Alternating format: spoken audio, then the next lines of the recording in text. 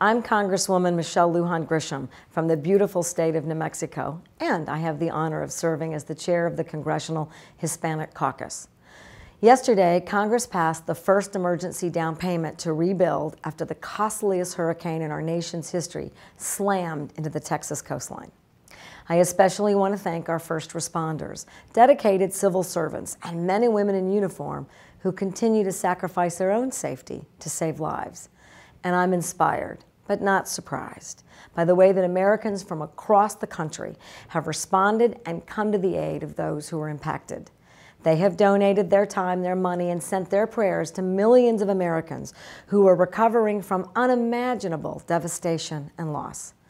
Because it is in moments like these, no matter our race, age, nationality, or political affiliation, we are all Americans. We support each other in trying times, as we have done since this nation was founded. That is the strength of our great country. And in that spirit, I want to talk with you about 800,000 aspiring Americans who, after coming to this country at a young age, have done everything right.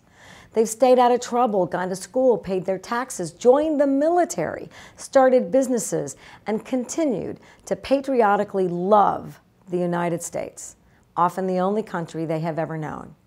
These Americans are dreamers. They're our neighbors, co-workers, classmates, and our friends. I recently had the honor to meet some of these young Americans and their parents. Parents told me about their harrowing journeys fleeing violence in order to protect their children. Father told me that if he had not left his home country, his sons would not be alive today. He worked tirelessly as a janitor at a school in Santa Fe. His wife started a cleaning business so that their sons would have a chance for a better life and maybe a college education. Their children went to American schools, made friends, went to church, worked alongside their families to contribute to the entire family and live their lives as American teens until the day they discovered that they were undocumented. They started to realize that although they were exactly like their peers in almost every way, they were superficially different. They had to live in the shadows.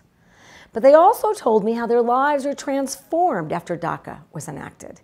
If they came forward, passed a background check, paid a fee, then DACA promised them a temporary 2-year permit to work, attend school, and live free from the fear of deportation.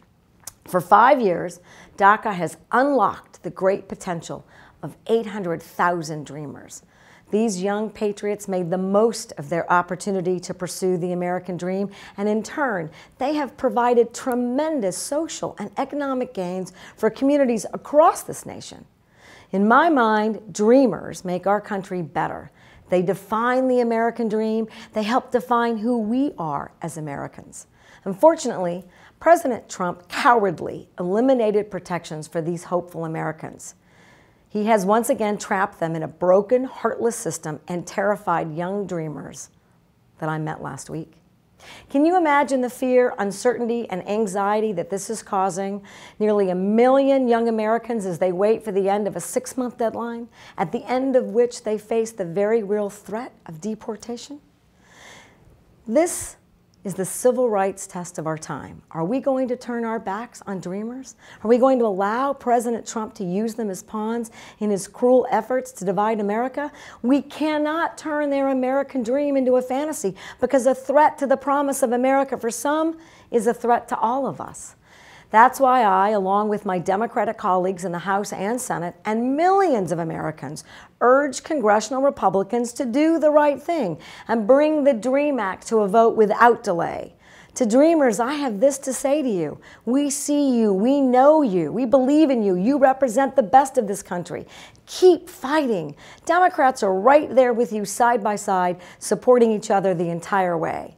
Today, let us make it clear that this is not just an immigrant issue or a Democratic or Republican issue. This is a human issue, an American issue.